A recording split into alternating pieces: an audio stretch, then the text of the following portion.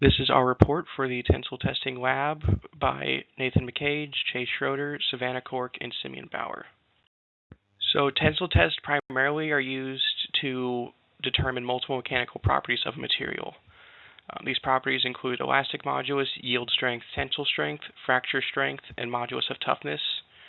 And they are some of the major properties we actually look for.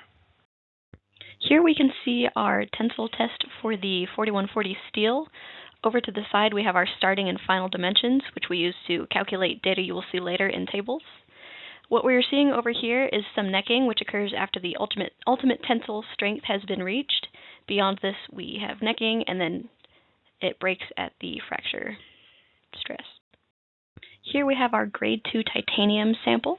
You can see the necking beginning to happen, and then it breaks. We again have our starting and final dimensions. Next we have our aluminum sample.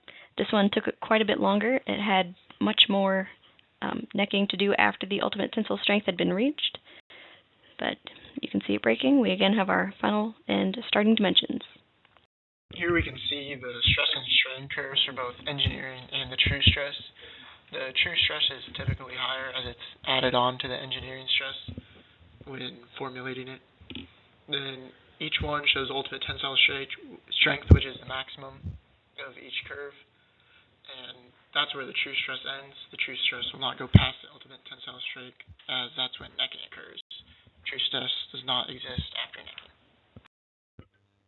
Now, with these tables, we can see the steel is much stronger than the titanium and aluminum as it stretched less. You can see that from the numbers.